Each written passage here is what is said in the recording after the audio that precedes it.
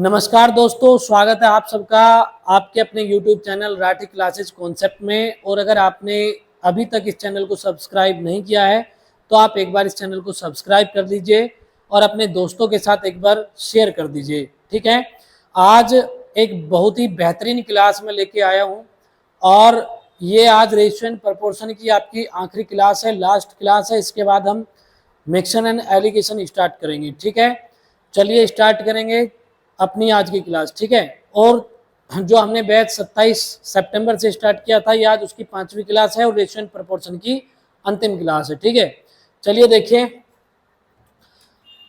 ध्यान से देखिएगा। पहला जो क्वेश्चन है हमारे सामने वो क्या है। क्वेश्चन ये है कि यदि गिरधर का वेतन हरिराज के वेतन से 5/3 गुना है और शौनक का वेतन हरिराज के वेतन से 2/3 गुना है, तो गिरधर और शौनक के वेतन का अनुपात बताएं। ठीक है, चलिए ध्यान से देखिएगा।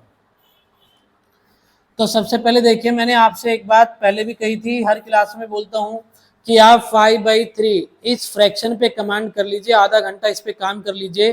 तो मैं कहता हूं कि आप आधा घंटा इस पे काम कर लोगे तो आपका बहुत सारी प्रॉब्लम से पीछा छूट जाएगा। यानी कि बहुत सारी कैलकुलेशन इसके अंदर होती है और बच्चे जहां फ्रैक्शन आती है वहां डर जाते हैं थोड़ा सा। ठीक है, लेकिन मैं कहता हूं कि जहां फ्रैक्शन आ जाएगी वहां क्वेश्चन बहुत आसान हो जाएगा। तो ध्यान से देखिएगा। आप हमने कहा कि हरिराज के वेतन से जिससे भी कंपेयर होती है वो नीचे होता है, तो मैंने यहाँ लिखा हरिराज और यहाँ लिखा मैंने गिरिधर।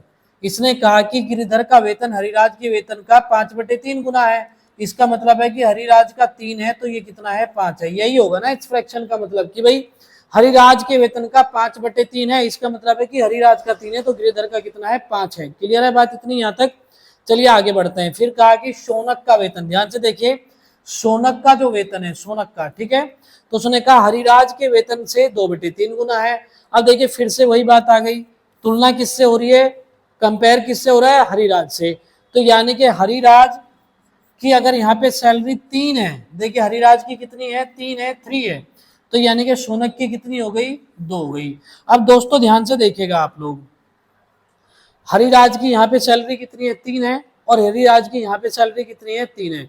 अगर ये 3 नहीं होती तो पहले हम क्या करते, इनको इक्वल करते, बराबर करते, क्योंकि यहाँ भी हरिराज है यहाँ भी हरिराज है, तो हरिराज दोनों में क्या है, दोनों रेशियो में कॉमन है तो इसको पहले बराबर करते हैं हम। लेकिन हमारे इसलिए सौभाग्य की बात यह है कि ये पहले से ही बराबर है। ठीक है, तो हमें कुछ एक्स्ट्रा करने की जरूरत नहीं है। देखो मैंने इसको सर्किल में कर दिया कि दोनों बराबर है हमारे लिए। ठीक है, यानी कि हरिराज यहाँ भी 3 है, हरिराज यहाँ भी 3 है। तो उसने पूछा कि गिरिधर और शौनक के वेतन का अनुपात बताएं। तो ध्यान से देखिए कि गिरिधर और शौनक के वेतन का, इनकी सैलरी का जो रेशियो होगा, तो गिरिधर की कितनी है, 5 है, और इसकी कितनी है, 2, 5:2 हमारा क्या हो जाएगा, आंसर हो जाएगा। यानी कि 5:2 हमारा क्या हो जाएगा दोस्तों, आंसर हो जाएगा। समझ में आ रहा है आप लोगों को। चलिए ध्यान से देखिए। ठीक है, एक बार मैं रिपीट कर देता हूं दोबारा से। मैंने कहा गिरधर का वेतन हरिराज के वेतन से 5/3 गुना, यानी कि हरिराज का 3 है तो गिरधर का 5 है। फिर कहा शौनक का वेतन हरिराज के वेतन से कितना है, 2/3 है, मतलब हरिराज का 3 है तो शौनक का 2 है। पूछा है गिरिधर और शौनक के वेतन का अनुपात, तो कितना हो जाएगा, 5:2 हो जाएगा। कितना हो जाएगा, 5:2 हो जाएगा। चलिए आगे बढ़ते हैं। ठीक है, ध्यान से देखिएगा। तो ये क्वेश्चन दोस्तों आप ध्यान से देखिएगा, ये जो क्वेश्चन है लिखा है कि x और y ऐसी दो संख्याएं हैं जिनका माध्य अनुपात 9 है। कितना है, 9 है। और माध्य अनुपात मैंने आपको पहली ही क्लास में बताया था, ध्यान दीजिए, कि अगर दो संख्या हमारे पास है a और b, बस इनकी मल्टीप्लाई कर दो और मल्टीप्लाई करके इन पे क्या लगा दीजिए, आप रूट लगा दीजिए, तो क्या निकल जाएगा, मीन प्रपोर्शन निकल जाएगा। एमपी का मतलब मध्य प्रदेश मत समझ लेना, ये है मीन प्रपोर्शन। ठीक है, यानी कि क्या निकल जाएगा, माध्य अनुपात निकल जाएगा। तो ध्यान से देखिए, ये क्वेश्चन जनरली मेरा ऑप्शन से ही हो जाता है, ध्यान से देखिएगा, डिटेल में जाने की आवश्यकता नहीं है। आप पहले ऑप्शन में देखो, दोनों की गुणा करो, कितना आ जाएगा, 9 3 27, यानी कि 3 गुना 9 कितना आ जाएगा, 27, और 27 का रूट करेंगे तो क्या ये 9 आएगा, बताइए मुझे, क्या 9 आएगा, तो 9 तो नहीं आएगा, तो ये मेरा आंसर नहीं हो सकता। अब यहाँ देखिए 3 है और 27 है, अगर मैं 3 और 27 का मल्टीप्लाई करता हूँ, ध्यान से देखिए, तो 3 और 27 का अगर मैं मल्टीप्लाई करता हूँ तो क्या मिलेगा, 81 मिलेगा। 81 मिलेगा तो 9 आएगा जी, बिल्कुल आएगा। और यहाँ देखिए ये ऑप्शन जो है, ये बी और सी ऑप्शन सेम हो गए, तो मुझे लग रहा है टाइपिंग की कोई मिस्टेक होगी यहाँ पे। तो यहाँ देखिए 6 और 81, आप 6 और 81 की अगर मल्टीप्लाई करोगे तो क्या यहाँ पे 9 आएगा, तो ये भी 9 नहीं आएगा। तो इसका मतलब हमारा आंसर क्या हो जाता है, बी हो जाता है, यानी कि 3 और 27, यानी कि 3 and 7। क्लियर है दोस्तों? चलिए आगे बढ़ेंगे अब दोस्तों हम, ठीक है। आगे देखिए, ये नेक्स्ट क्वेश्चन है हमारे सामने।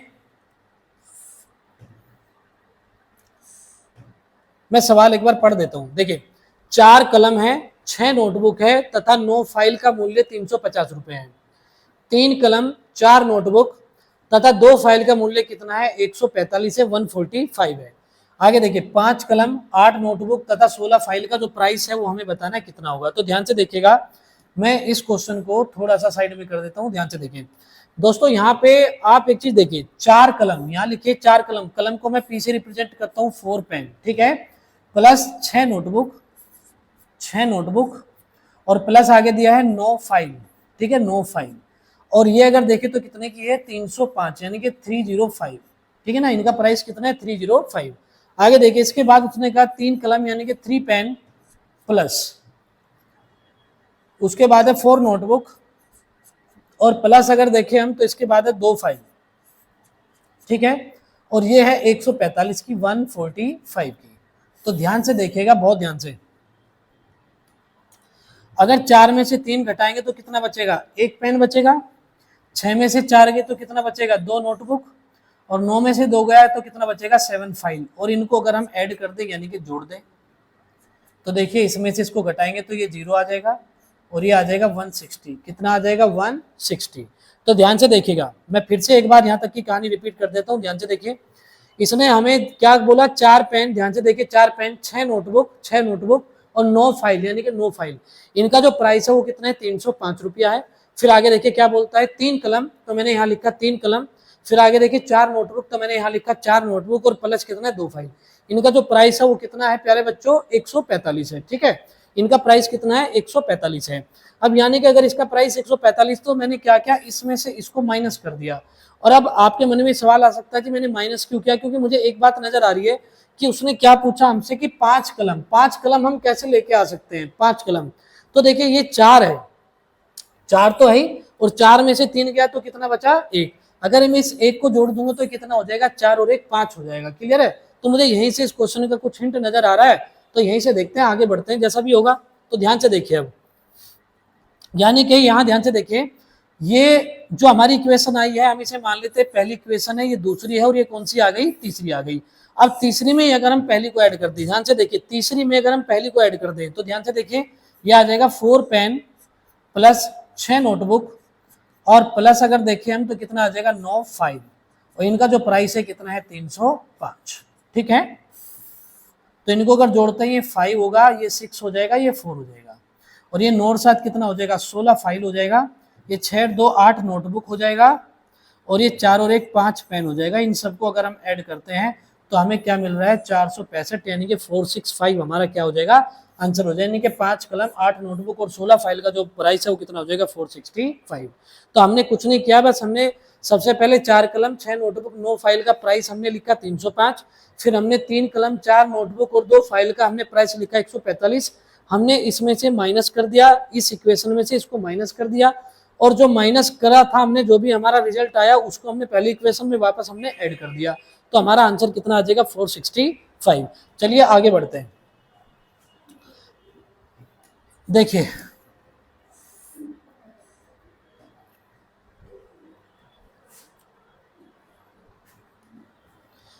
देखिए प्यारे बच्चों, एक व्यक्ति अपनी 8600 रुपए की धनराशि को 5 पुत्रों में बांटता है, 4 पुत्रियों में बांटता है और 2 भतीजों में बांटता है। यदि प्रत्येक पुत्री प्रत्येक भतीजे से 4 गुना धन प्राप्त करती है और प्रत्येक पुत्र प्रत्येक भतीजे से 5 गुना धन प्राप्त करता है, तो प्रत्येक पुत्री को कितना हिस्सा प्राप्त हुआ ये हमें बताना है, ठीक है। चलिए ध्यान से देखिएगा, अब मैं इसको यहां करता हूं क्वेश्चन को सोल्व, ध्यान से देखिएगा।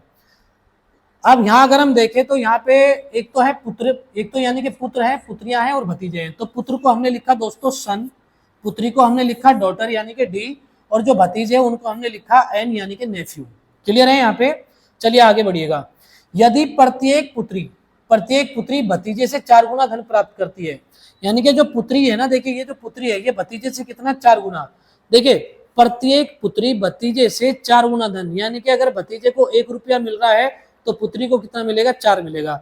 यानी कि इसको अगर 1 मिलेगा तो इसको 4 मिलेंगे। समझ में आ गई होगी आप, कोई मेरे हिसाब से यहाँ तक कोई दिक्कत नहीं है आपको। चलिए फिर कहा है कि जो पुत्र है ना, पुत्र देखे प्रत्येक पुत्र को प्रत्येक भतीजे से 5 गुना मिला, यानी कि अगर भतीजे को 1 है तो पुत्र को कितना मिला, 5 मिला। तो यानी कि एक पुत्र को 5 रुपया मिल रहे हैं, डॉटर को 4 मिल रहे हैं और नेफ्यू यानी कि भतीजे को 1 रुपया मिला।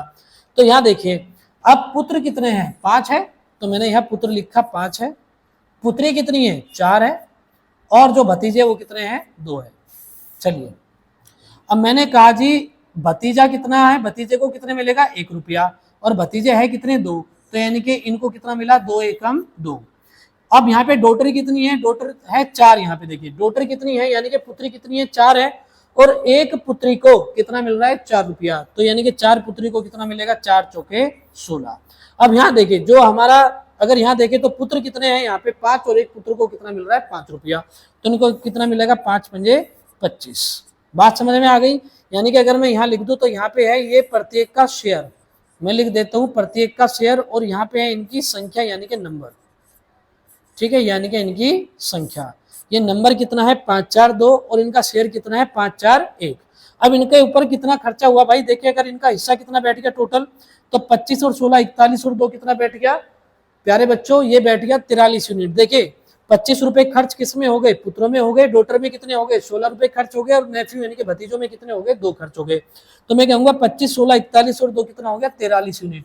अब ये 43 यूनिट हमने इनमें बांटा है, और बांटा कितना है, डिवाइड कितना किया है, 8600, इतना हमने डिवाइड किया है।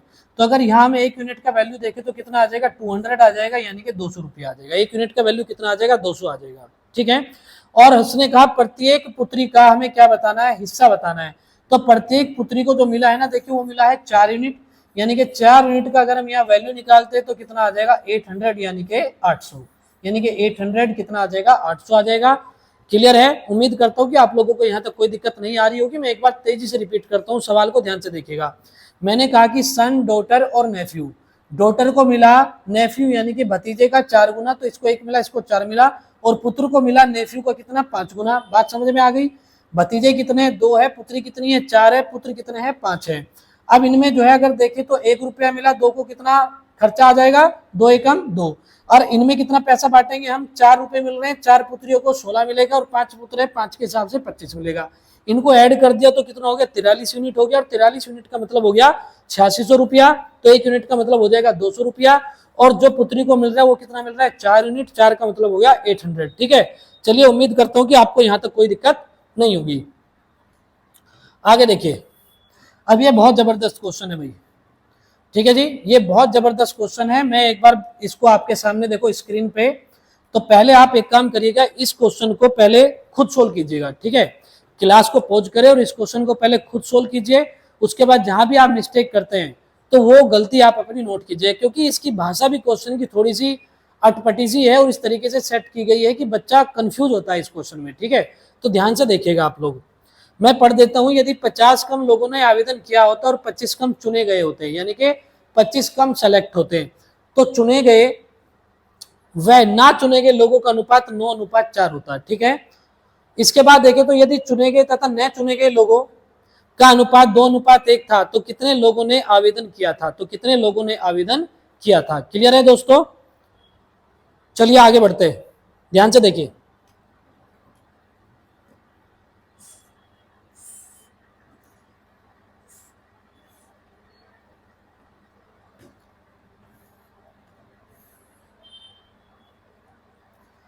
यदि 50 कम लोगों ने आवेदन किया होता, सबसे पहले देखिए यदि चुने गए को मैं लिखता हूं सेलेक्टेड, चुने गए को क्या लिखते हैं, सेलेक्टेड, और ना चुने गए को क्या लिखते हैं हम, नॉन सेलेक्टेड।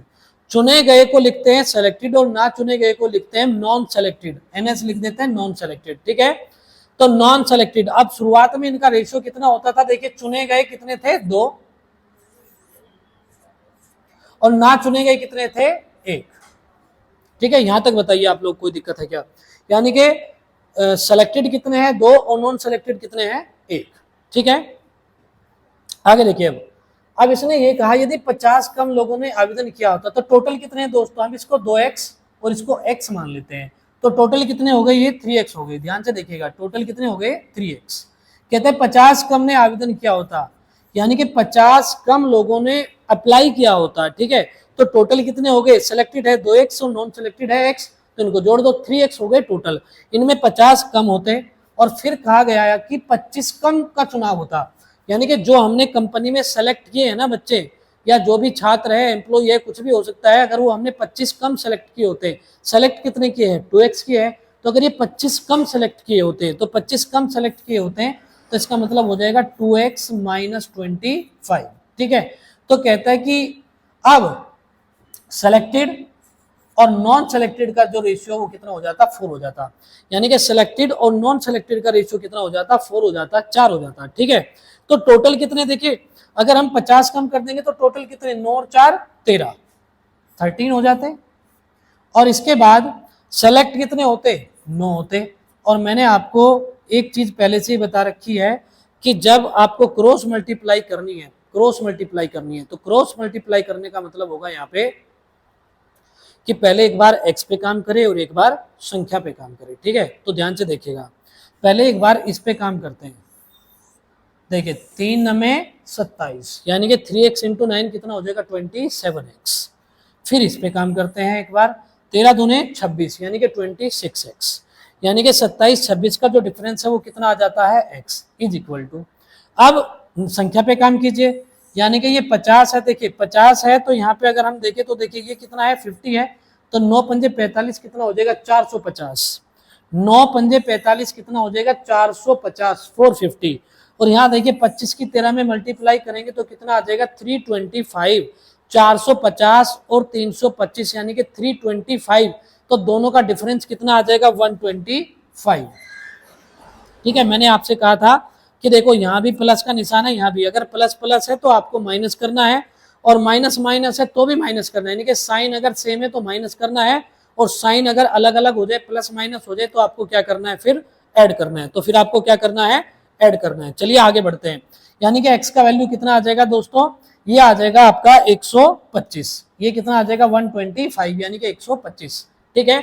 और पूछा है कि तो कितने लोगों ने आवेदन किया था, तो यहाँ देखिए आवेदन कितनों ने किया था, 3x ने किया था, या हम ये भी कह सकते हैं आवेदन यानी कि अप्लाई कितनों ने किया था, फॉर्म कितनों ने भरा था, 2x और एक 3x। तो यहाँ पे अगर हम देखें तो 3x का जो वैल्यू आ जाएगा वो आ जाएगा 375, यानी कि 375, यानी कि सी हमारा क्या हो जाएगा यहाँ पे आंसर हो जाएगा, ठीक है। मैं एक बार तेजी से थोड़ा सा रिपीट करता हूँ तो ध्यान, ठीक है, अपने आंख का नाक खुले रखिएगा, ध्यान से देखिए एक बार। 50 कम लोगों ने आवेदन किया होता, 25 कम चुने गए होते तो रेशियो 9:4 हो जाता, जबकि शुरुआत में जो रेशियो था, शुरुआत में चुने गए और ना चुने गए, चुने गए और ना चुने गए का रेशियो था 2:1, तो टोटल कितने थे 2x और 1x कितने थे, ये 3x थे।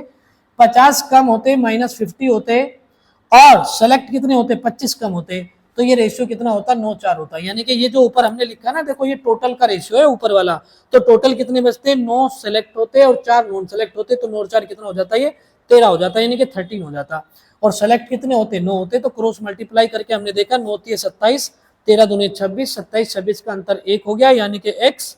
और जब यहाँ करेंगे तो 9 पंजे 45 और 13 की 25 में करेंगे ये 450 आ जाएगा, 13 की 25 में करेंगे तो 325 हो जाएगा, दोनों का डिफरेंस कितना आ जाएगा आपका, दोनों का डिफरेंस आ जाएगा 125, यानी कि x का वैल्यू हो गया 125 और 3x का वैल्यू हो गया 375, ठीक है। चलिए आगे बढ़ते हैं, ठीक है, आगे चलते हैं, आगे देखिए।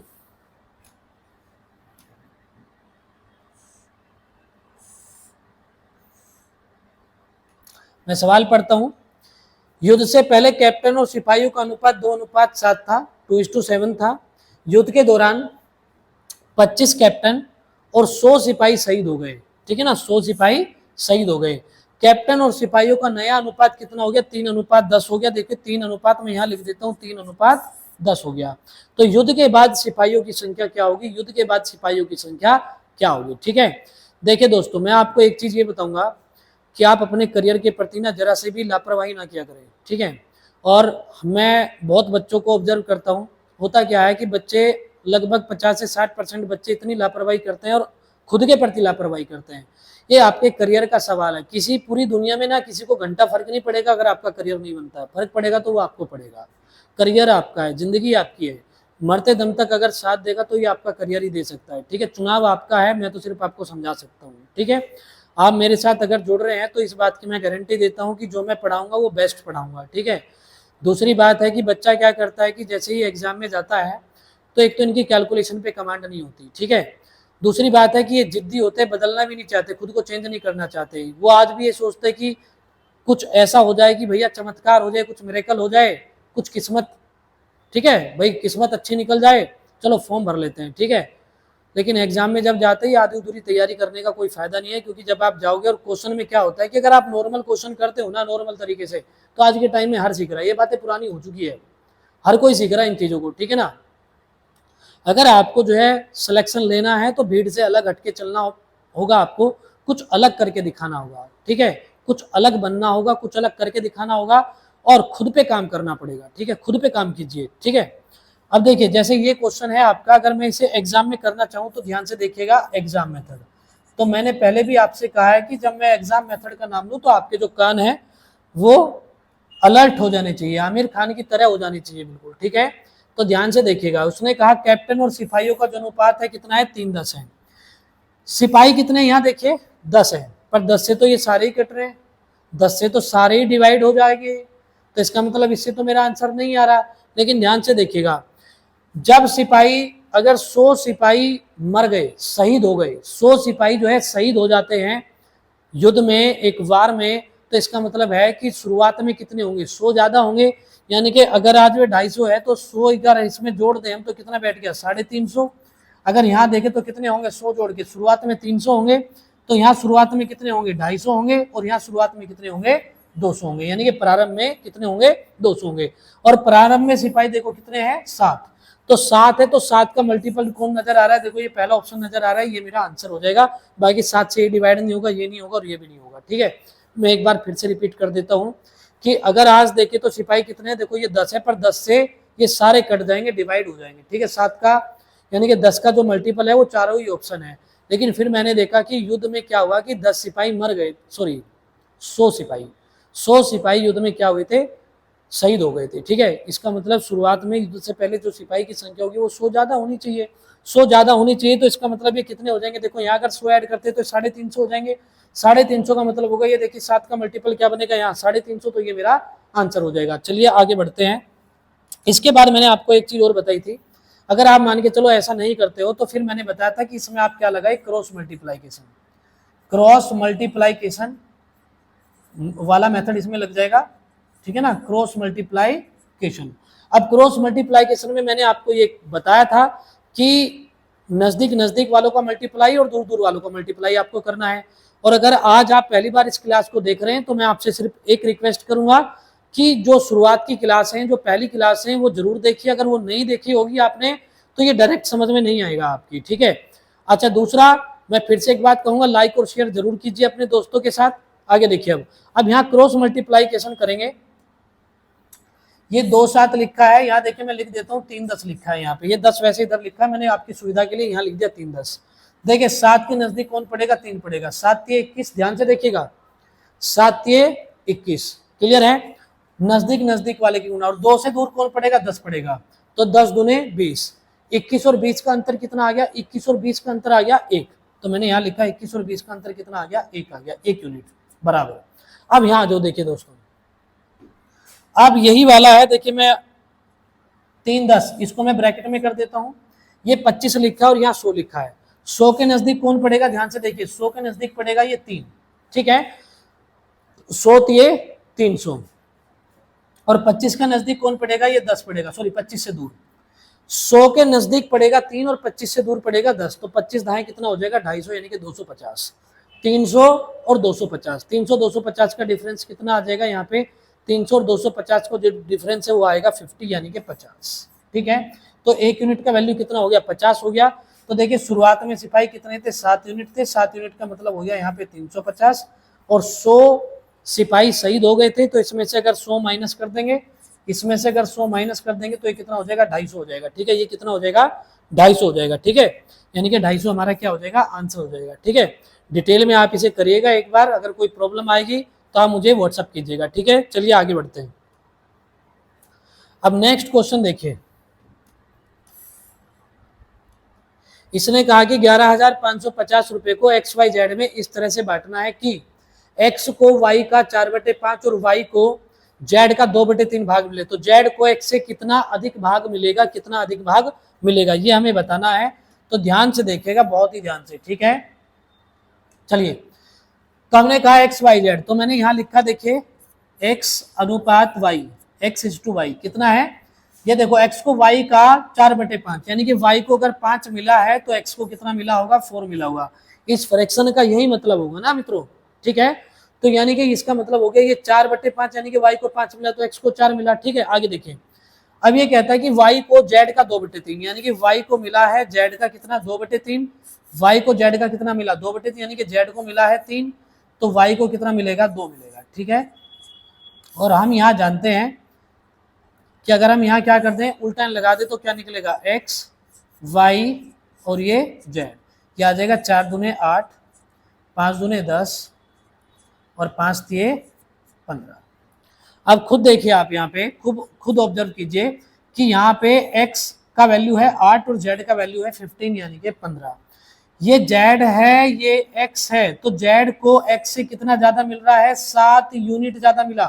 कितना ज्यादा मिला है, 7 यूनिट ज्यादा मिला। अब फिर से बात करूंगा कि अगर हम एग्जाम में होते तो एग्जाम में सिर्फ ये काम करते हैं कि 7 से देखो ये नहीं कट रहा, 7 से ये भी डिवाइड नहीं होगा। क्या 7 से डिवाइड हो जाएगा, जरा देख लेते हैं एक बार। 7, इसके बाद बचेगा 9, ये भी डिवाइड नहीं होगा, ठीक है, 7 से भी डिवाइड नहीं होगा। और इसे देखे तो देखिए 7 तिये 21 और 7 पंजे 35। वैसे मैं एक चीज बता देता हूं, अगर 3 ऑप्शन से मेरा आंसर नहीं आया तो चौथे को वेरीफाई करने की आवश्यकता वैसे थी नहीं, ठीक है। लेकिन ये 7 से मेरा डिविजिबल है तो ये मेरा आंसर हो गया, यानी कि आपको आगे काम करने की आवश्यकता नहीं होगी। लेकिन अगर आप डिटेल में करना चाहते हैं तो चलो डिटेल में कर लेते हैं भाई इसको। अब डिटेल में करने का मतलब यहाँ पे ये होता है, यहाँ पे देखिए हमें किसका वैल्यू चाहिए, 7 यूनिट का। ये कितना हो जाएगा, 15 और 10 25 और 8 कितना हो जाएगा, 33, यानी कि 33 यूनिट का जो वैल्यू है वो कितना है आपका, 11,550, ठीक है। अगर हम देखें तो 33 से इसको काटेंगे तो कितना आ जाएगा, देखो 33 इंटू 3 कितना आ जाएगा, 99 हो जाएगा। इसके बाद 165, यानी कि 33 पंजे 165 हो जाएगा और एक जीरो लगा देंगे, यानी कि कितना आ गया, 350। अब 7 यूनिट का वैल्यू निकालेंगे तो 7 गुना 350, ठीक है। ये आ जाएगा 7 तिये 21, 210 और 7 पंजे 35, ठीक है जी। कितना आ गया, 245 आ जाएगा और एक जीरो लगा देंगे तो इनका मल्टीप्लाइकेशन कितना आ जाएगा, 2450, ठीक है। देखिए प्यारे बच्चों, मैं आपसे एक चीज जरूर कहूंगा, अगर आपने दुनिया भर की नॉलेज इकट्ठी कर ली और आपके पास क्या है, कैलकुलेशन नहीं है, यानी कि म्यान में तलवार तो है पर उसमें धार नहीं है, तो ऐसी तलवार का कोई फायदा नहीं है। यानी कि आप पढ़ते तो जा रहे हो बहुत ज़्यादा, लेकिन कैलकुलेशन आपकी है नहीं। अब देखिए आप ये भी अप्रोच फॉलो क्या करो कि मैं कैलकुलेशन कैसे कर रहा हूँ, आपको समझाना है। समझाने की वजह से क्या है कि मैं थोड़ा आराम आराम से करता हूँ, जब आप फोकस के साथ करोगे तो टाइम आपको बहुत कम लगेगा, ठीक है।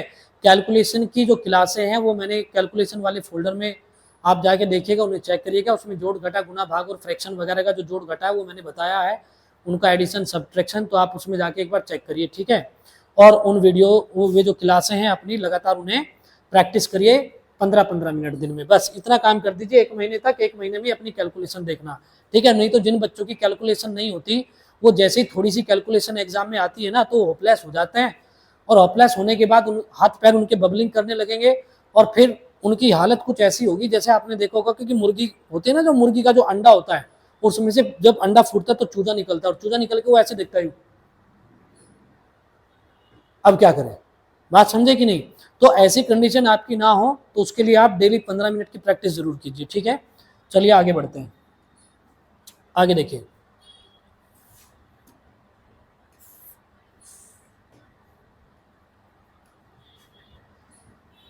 देखिए ये सवाल है, पहले मैं एक बार पढ़ देता हूं इसको आराम से, ठीक है। देखिए वर्ष 2020 में ए और बी की इनकम का अनुपात कितना था, 5:4 था। वर्ष 2020 और 2021 में उनकी व्यक्तिगत आय के अनुपात में क्रम से 4, 5 और 2, 3 के अनुपात में वृद्धि होगी। गौर से सुनिए, कहता क्या है कि ए की जो तनख्वाह थी वो 4 से 5 हो गई, यानी कि नेक्स्ट ईयर, और बी की जो सैलरी थी वो 2 से 3 हो गई। तो 2021 में ए और बी की कुल इनकम कितनी है, 7,05,600 है। तो 2021 में बी की आय रुपया में कितनी है, बी की आय रुपया में कितनी है, तो ध्यान से देखिएगा।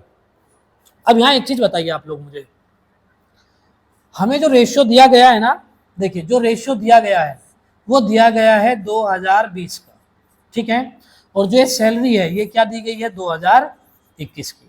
तो मकसद ये है कि जो रेशियो हमारे पास 2020 का है वो रेशियो भी हमारे पास क्या होना चाहिए 2021 का होना चाहिए। अगर 2021 का रेशियो है तो उस रेशियो को ऐड करेंगे और ऐड करके इसके बराबर रख देंगे, इक्वल रख देंगे, और उसमें फिर हिस्सों में उनको बांट देंगे। उससे पता चल जाएगा कि ए और बी की सैलरी कितनी होगी। चलिए काम शुरू करते हैं।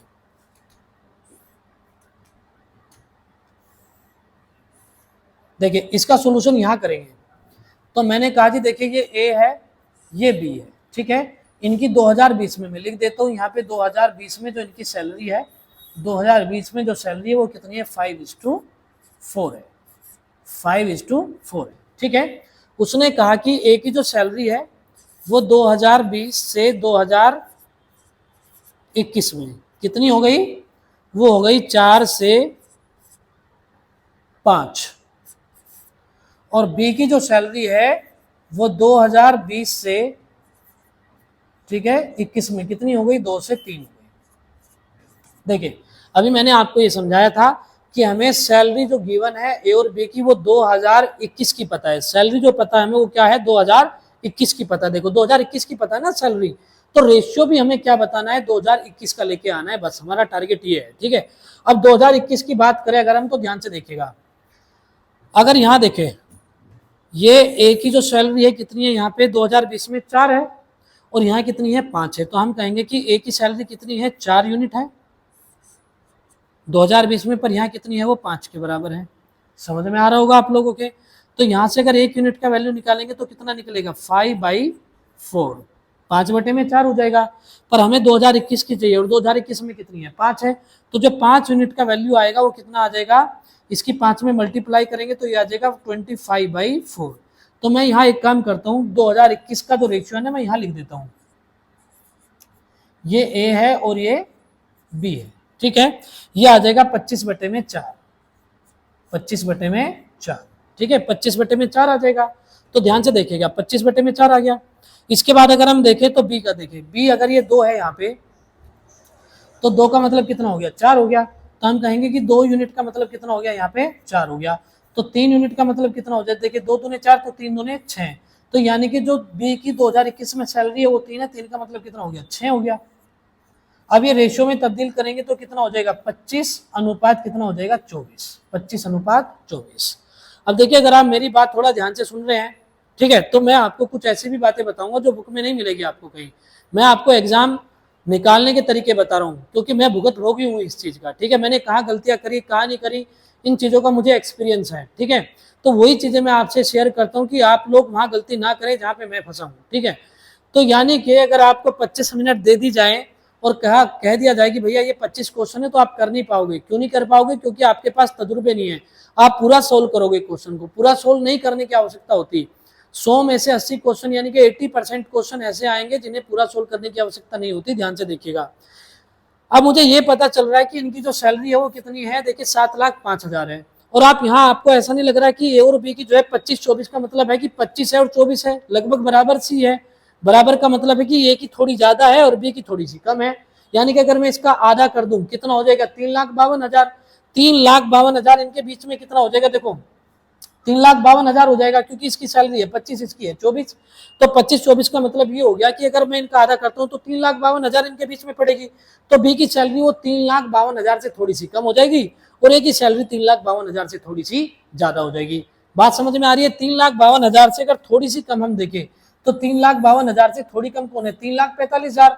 ये तो देखो ये तो 3.25 लाख हो गया, यानी कि 2,80,000 तो बहुत कम हो गया।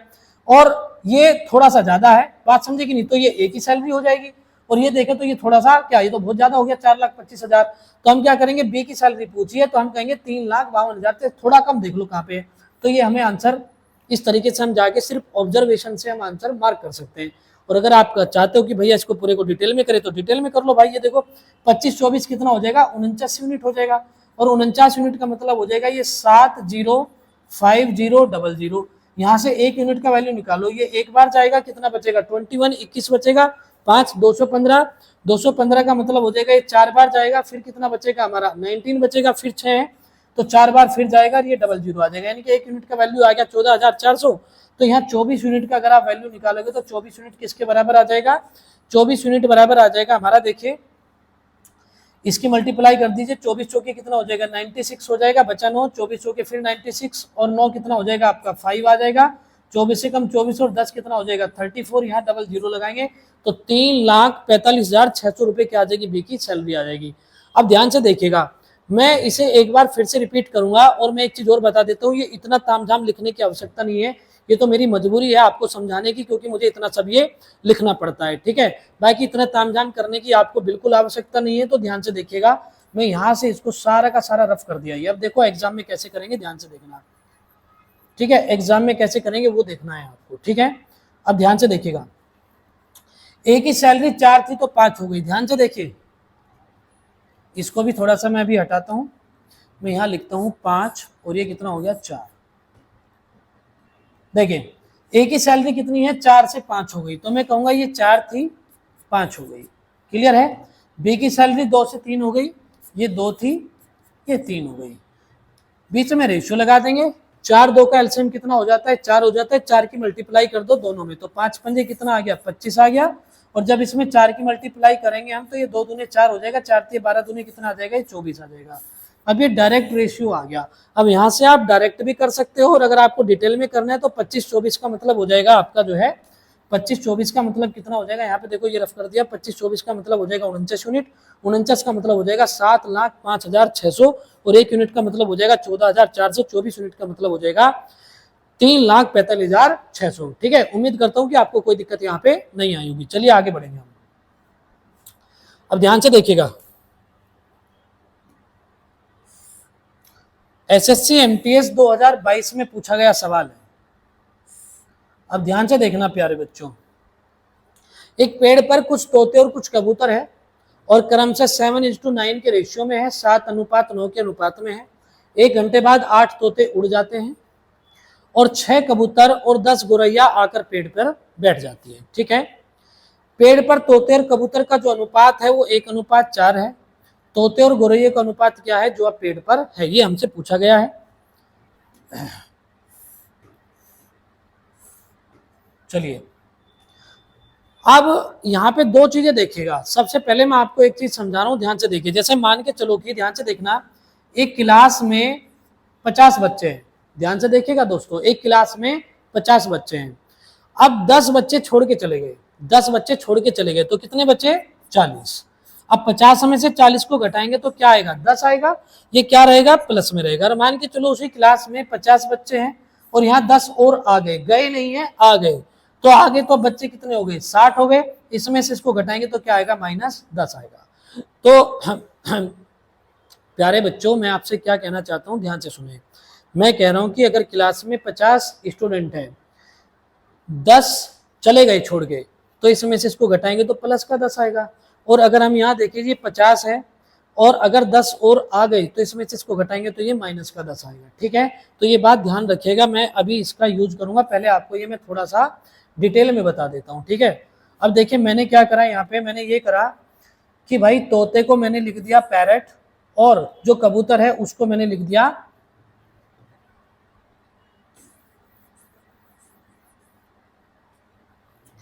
इनको लिखा पैरट और कबूतर को मैंने लिख दिया पीजियन। ठीक है, ये कितने हैं 7:9। ठीक है, और मैंने इसको मान लिया 7x और इसको मान लिया मैंने 9x। अभी थोड़ा सा मैं डिटेल में बता रहा हूँ। तो पीजियन अगर पैरट देखे तो पैरट कितने हैं 7x है और ये पीजन देखे तो ये कितने हैं 9x है। अब ध्यान से देखिएगा, 1 घंटे बाद 8 तोते उड़ गए, 8 तोते उड़ गए, यानी कि अगर पैरट की बात करें तो इसमें से 8 उड़ गए। फिर 6 कबूतर आ गए हैं, यानी कि 6 कबूतर आ गए हैं। ठीक है, अब उसने कहा कि अब देखिए पेड़ पर तोते, पेड़ पर जो तोते हैं और कबूतर हैं, तोते ये हैं और कबूतर ये है, तो ये रेशियो आ गया 1:4, यानी कि अब ये कितना हो गया 1:4 हो गया। तो हम यहाँ पे क्या कर सकते हैं कि 4 की यानी कि क्रॉस मल्टीप्लाई जब हम यहाँ करेंगे तो क्रॉस मल्टीप्लाई करते टाइम एक बार x पे काम करेंगे, एक बार संख्या पे काम करेंगे। 7 चौके 28 हो जाएगा और 9 एकम 9 हो जाएगा। फिर से देखिएगा, 7 चौके 28 हो जाएगा, 9 एकम 9 हो जाएगा। 28 9 का जो डिफरेंस आ जाएगा वो आ जाएगा 19x। और यहाँ देखिए 8 चौके 32 और 6 एकम 6, 32 और 6 कितना हो जाएगा 38 हो जाएगा, 38 हो जाएगा। ठीक है, क्योंकि देखिए यहाँ मैं क्यों समझाना चाह रहा था वो बच्चों वाली बात, इसीलिए समझाना चाह रहा था कि एक बार माइनस होगा एक बार प्लस होगा, पर अभी डिटेल में कर रहे हैं फिर शॉर्ट में करेंगे। तो मैंने कहा ये माइनस है और ये प्लस है, तो माइनस प्लस जब होता है तो मैंने बताया था वो चीज क्या है, आपस में ऐड हो जाएगी क्रॉस मल्टीप्लाई करते टाइम। तो ध्यान से देखिएगा, 8 चौके 32 और 6 कम 6, तो 32 और 6 कितना हो जाएगा आपका 38 हो जाएगा, यानी कि 38 हो जाएगा। तो अगर हम यहाँ देखें तो x का जो वैल्यू है वो कितना आ जाएगा 2 आ जाएगा। x का वैल्यू अगर 2 आ जाए तो शुरुआत में देखना आप जरा, एक बार मैं यहाँ लिख देता हूँ, पीजियन कितने हो जाएंगे, देखिए 7 दूने 14, सॉरी पैरेट, पैरेट कितने हो जाएंगे 14, और पीजियन यानी कि कबूतर कितने हो जाएंगे 18, 9 दूने 18। अब उसने कहा 8 तोते उड़ गए, ध्यान से देखिएगा 8 तोते उड़ गए, तो तोते कितने बचे यहाँ पे, मैं यहाँ लिख देता हूँ 14 में से 8 घटाओ, 14 में से 8 घटाएंगे तो यानी कि तोते में लिख देता हूँ तोते, यानी कि पैरेट कितने बचे हमारे पास, पैरेट बचे हैं 14 में से अगर 8 घटाएंगे तो कितने बचे 6। और देखिए 10 गोरैया भी तो आ गई थी वहां, 10 गोरैया यानी कि स्पैरो, गोरैया का मतलब इंग्लिश में क्या कहते हैं स्पैरो, तो स्पैरो कितनी आ गई है 10 आ गई है। तो कहता है कि अब पेड़ पे तोते और स्पैरो का रेशियो बताए क्या होगा, तो रेशियो अगर बताएंगे तो 2 से काटेंगे ये 3 आ जाएगा और ये कितना आ जाएगा 5 आ जाएगा। ठीक है, तो ये कितना हो जाएगा 3 हो जाएगा और ये कितना हो जाएगा 5 हो जाएगा, 3:5 हमारा आंसर हो जाएगा। ठीक है, लेकिन मैं एक तरीके से और बता रहा हूं आपको, ध्यान से देखिएगा, ये सब मैंने हटा दिया यहाँ पे, मैं एक तरीके से और बताऊंगा आपको, तो ध्यान से देखिएगा आप लोग। अब ये एक्स भी हटा देता है यहाँ पे,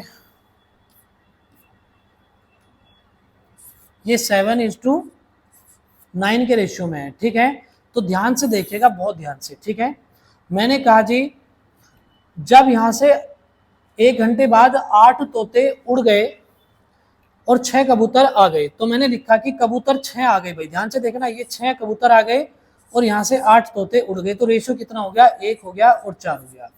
तो ये बात अब ध्यान से देखना, जो मैं बच्चों वाली छात्रों वाली बात आपको शुरुआत में बता रहा था उसका अप्लाई यहाँ करेंगे। अब देखो हमने कहा भाई कबूतर की सॉरी तोते कितने थे, यहाँ पे 7 थे, तोते कितने थे 7 थे, 8 उड़ गए, 8 उड़ गए, तो ये जो संख्या है देखो ये छोटी होगी ये बड़ी होगी, इसमें से इसको घटाएंगे तो ये जो आएगा ये प्लस में आएगा, समझ गए। और ये देखो ये पिजन कितने थे, यहाँ पे कबूतर कितने थे 9 थे, 6 कबूतर और आ गए, तो ये वाली जो संख्या आएगी देखो ये वाली जो संख्या आएगी ये अब इस वाली से बड़ी संख्या हो जाएगी, ये संख्या मैं लिख देता हूँ ये बड़ी होगी और ये संख्या कैसी होगी छोटी होगी, तो छोटी में से बड़ी घटाएंगे तो ये किस में आएगा माइनस में आएगा। कहानी समझ में आ रही होगी आप लोगों को। अब करते हैं क्रॉस मल्टीप्लाई, यहाँ पे देखो 7 चौके 28 और 9 एकम 9, अब 7 चौके 28 और 9 एकम 9, इनका अंतर कितना आ जाएगा, इनका अंतर आ गया 19 यूनिट। अब यहाँ जोड़ते हैं 8 चौके 32 और 6 एकम 6, ये माइनस प्लस, जब भी मैंने कहा था कि माइनस प्लस जब भी आ जाए तो माइनस प्लस आते ही आपको क्या करना है उनको ऐड करना है, तो इसका मतलब 19 यूनिट का वैल्यू कितना आ जाएगा ये 38 आ जाएगा, तो 1 यूनिट किसके बराबर आ गया 2 के बराबर आ गया। तो यानी कि अगर हम देखें पैरेट, पैरेट और ये पीजियन हो जाएगा और ये स्पैरो लिख देते हैं गोरैया। ठीक है, तो यानी कि अगर हम देखें तो भाई पैरेट कितने हो जाएंगे 7 दूने 14 हो जाएगा, पीजियन कितने हो जाएंगे आपके यहाँ पे 9 दूने 18 हो जाएंगे और स्पैरो कितनी है 10।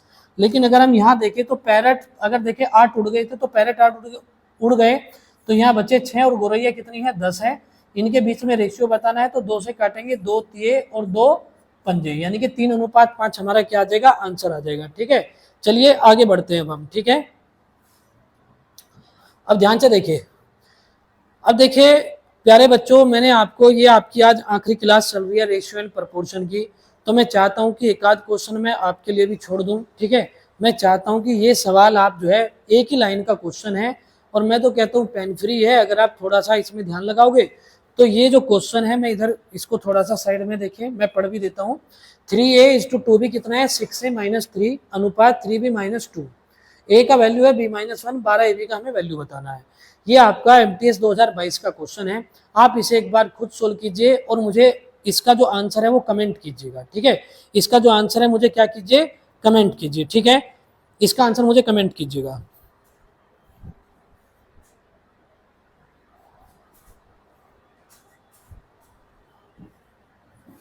ठीक है, चलिए आगे बढ़ते हैं। अब ये क्वेश्चन है देखिए,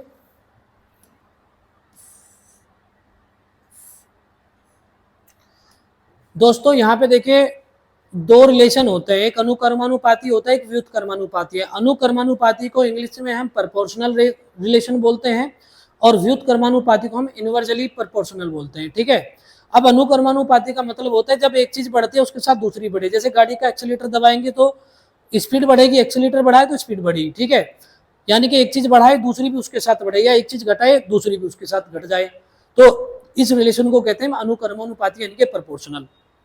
इसके बाद जैसे मान के चलो कि हम कहीं पे 10 मजदूर काम कर रहे हैं, अब 10 की जगह अगर 20 कर दें तो वो काम पहले हो जाएगा, यानी कि टाइम कम लगेगा।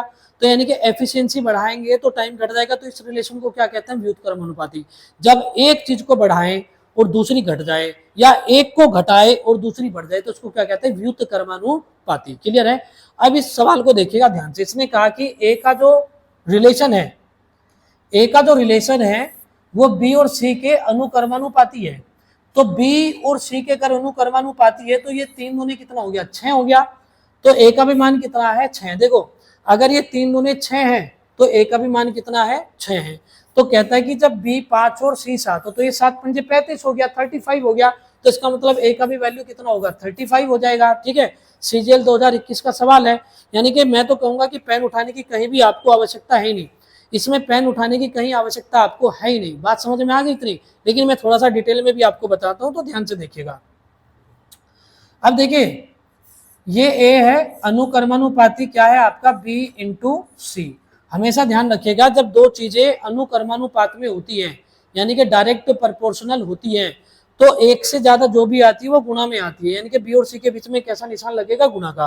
और देखिए दोस्तों ये जो निशान है ना, ये जो साइन लगा हुआ है, इसका मतलब है कि एक चीज बढ़ेगी तो दूसरी भी बढ़ती जा रही है, लेकिन कब तक बढ़ेगी उसको फिक्स तो करना पड़ेगा ना हमें।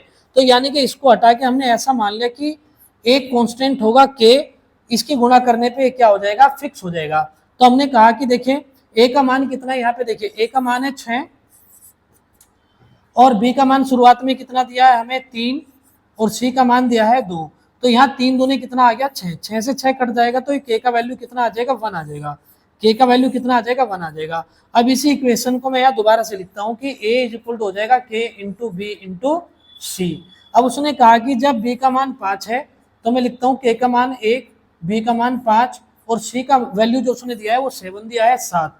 तो कहता है ए का मान बताओ कितना हो गया, 7 पंजे 35 हो जाएगा। ठीक है, 7 पंजे 35 ही हमारा आंसर हो जाएगा। ठीक है, चलिए आगे बढ़ते हैं हम। ठीक है, आगे देखिएगा।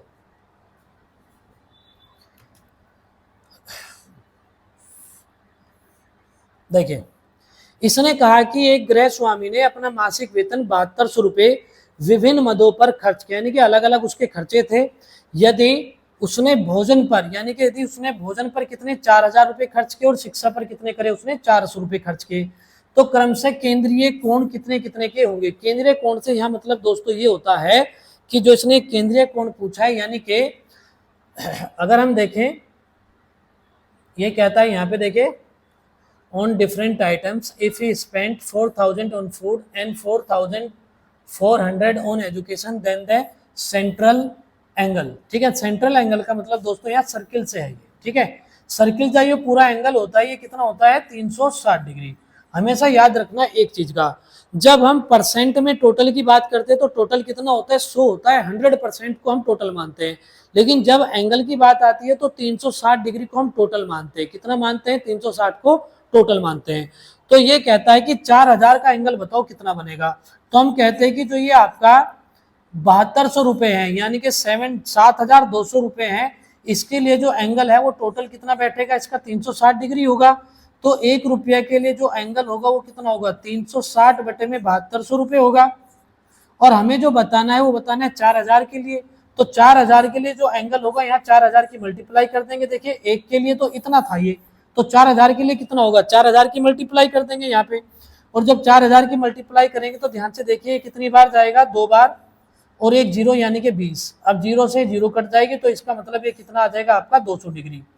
ठीक है, कितना आ जाएगा, 200 डिग्री। तो मैं यहाँ लिख देता हूँ, देखिए 4000 रुपए के लिए जो एंगल बन रहा है वो कितना बन रहा है, 200 डिग्री बन रहा है। तो 400 रुपए के लिए जो एंगल बनेगा वो कितना बनेगा, एक जीरो यहाँ हटा दो तो एक जीरो यहाँ हट जाएगी, यानी कि 20 डिग्री बनेगा। तो इसके लिए कितना बनेगा, 20 डिग्री बनेगा। ठीक है, तो यानी कि आंसर क्या हो जाएगा हमारा, ए आंसर हो जाएगा 200 डिग्री और 20 डिग्री। क्लियर है? तो एंगल कितना हो जाएगा 4000 और 400 रुपए के लिए 200 डिग्री और 20 डिग्री। ठीक है ना, 200 डिग्री और 20 डिग्री। ठीक है, चलिए आगे बढ़ेंगे अब। ठीक है, आगे देखिए नेक्स्ट क्वेश्चन। अब देखिए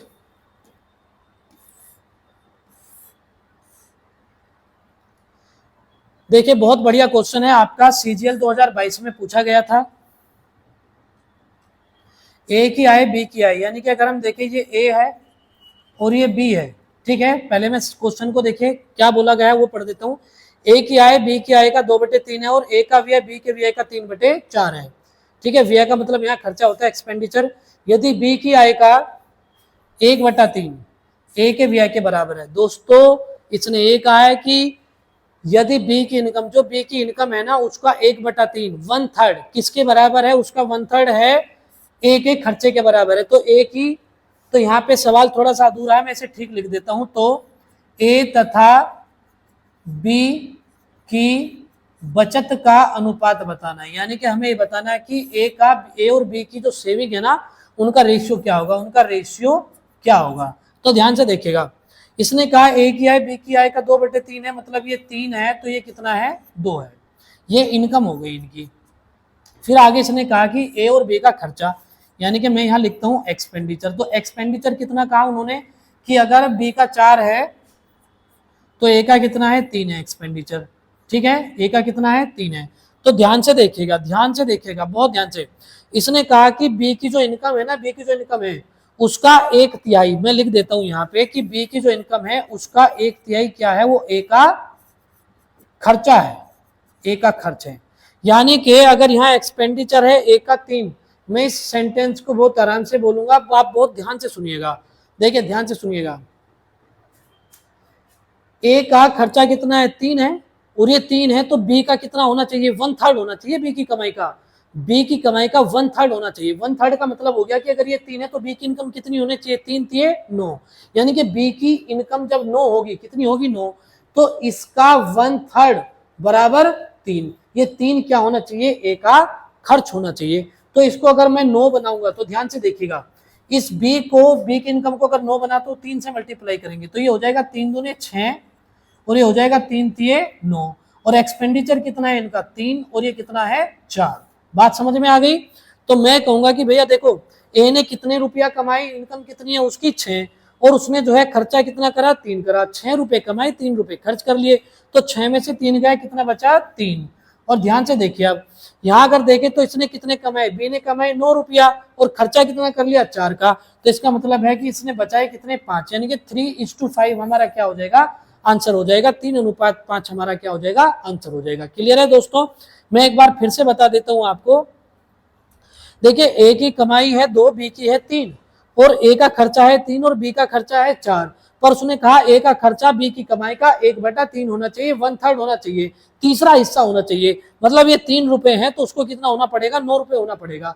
तो ये 9 है तो ये 6 में से 3 गया तो 3 बचा, और 9 में से 4 गया तो 5 बचा, यानी कि इनकम में से खर्चा घटाएंगे तो क्या बचेगा हमारे पास, सेविंग बचेगी। ठीक है, चलिए, और कोई भी आपका डाउट आता है तो मैंने बता दिया 82 181 56 399, इस पे आप व्हाट्सअप कर दीजिए, इसमें कोई भी अगर आपको कहीं पे डाउट आता है।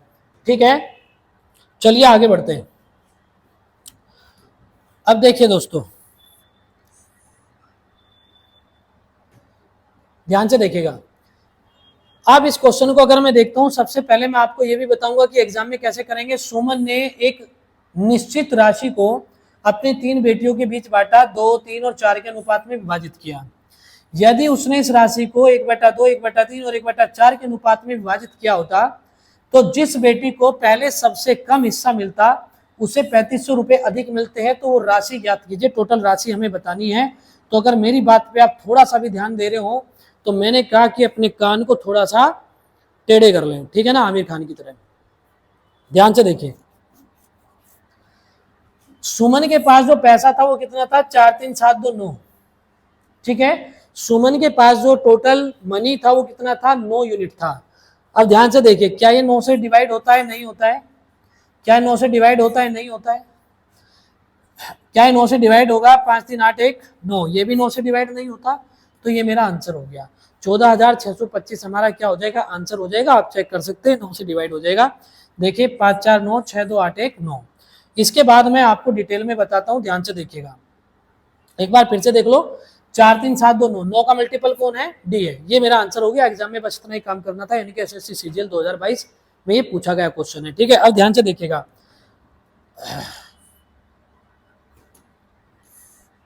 अब मैं इसका सॉल्यूशन जो है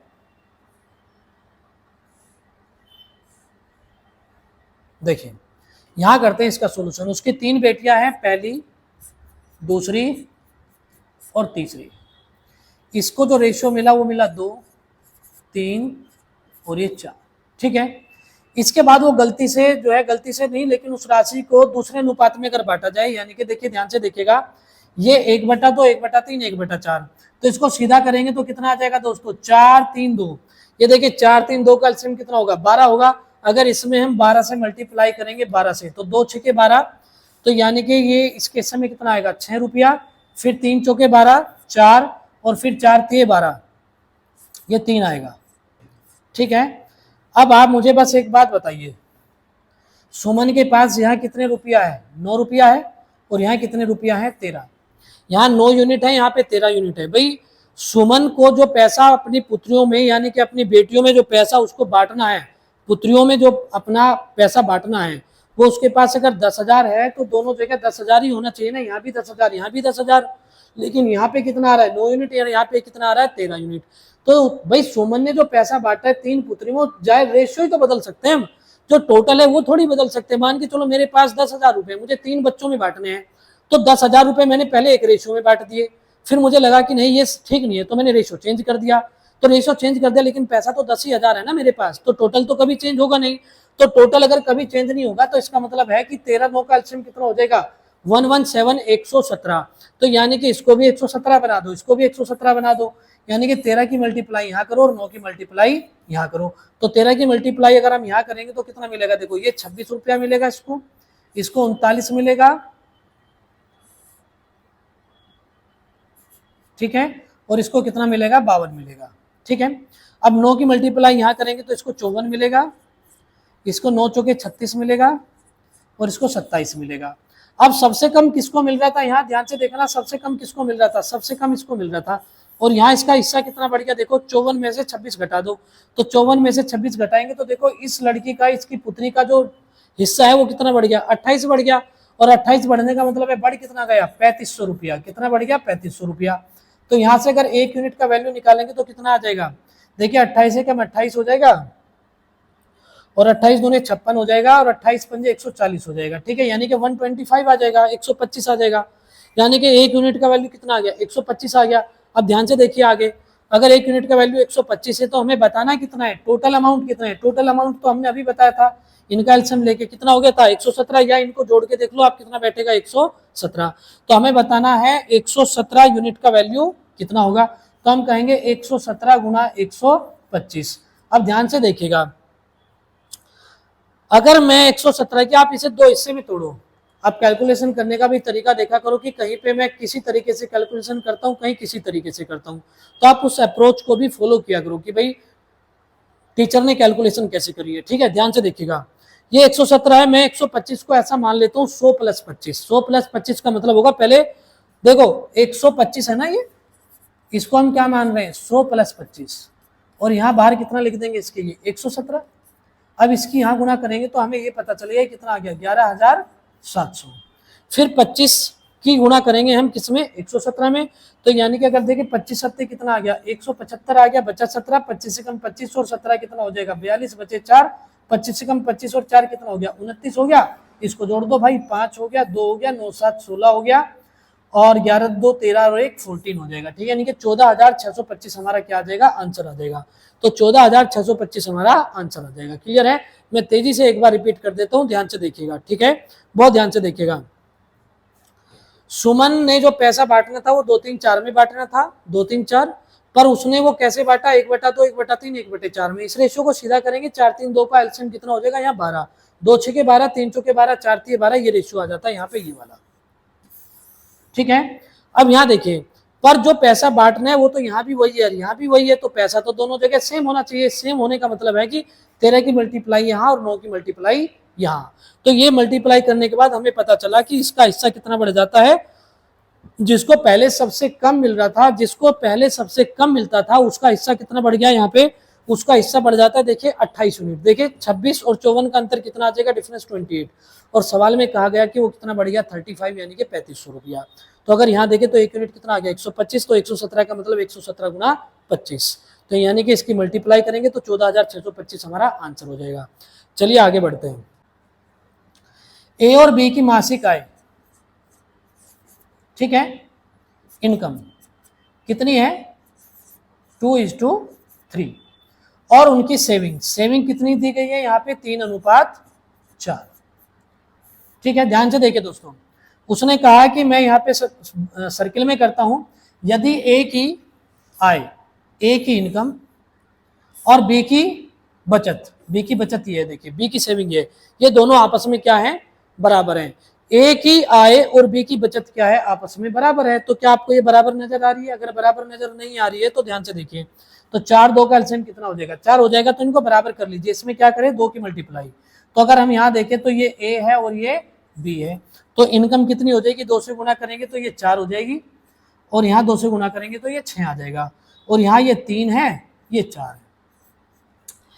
ए ने कितने रुपया कमाए 4 और बचाए कितने 3, तो ए ने खर्चा कितना करा 1, बी ने कितने कमाए 6 और बी ने बचत कितनी करी 4, तो खर्च कितने करे 2, तो 1:2 मेरा क्या आ जाएगा, आंसर आ जाएगा। फिर से बता देता हूं 2 4, उसने कहा कि ए की जो इनकम है और बी की जो बचत है वो आपस में बराबर है, तो दोनों को बराबर करेंगे, तो यहाँ 2 से मल्टीप्लाई करेंगे, 2 दूने 4 और 3 दूने 6, तो ये कितना आ जाएगा 3:4। 4 में से 3 गया 1, 4 की कमाई है 3 की बचत है, तो खर्चा कितना हुआ 1, 6 की कमाई है 4 की बचत है, तो खर्चा कितना हो, तो 1:2 हमारा क्या हो गया, आंसर हो गया। ठीक है, चलिए दोस्तों, मेरे साथियों, प्यारे बच्चों, ये हमारी आखिरी क्लास थी रेशियो की, और अपने दोस्तों के साथ शेयर जरूर कीजिए। जो स्टूडेंट मेहनत कर रहे हैं, मैं चाहता हूं कि जल्दी उन्हें नौकरी मिले, जॉब मिले, उनका करियर बन जाए। ठीक है, और मिलते हैं अपनी अगले टॉपिक में। अगला जो टॉपिक है हमारा जो स्टार्ट होगा वो होगा हमारा मिक्सचर एंड एलिगेशन, बेहद इंपॉर्टेंट टॉपिक है आपका। ठीक है, यानी कि पूरे गणित में अगर देखें तो रेशियो और ये टॉपिक आपकी रीढ़ की हड्डी होती है, बैकबोन होता है। तो अगली क्लास में हम मिलेंगे। Thank you very much.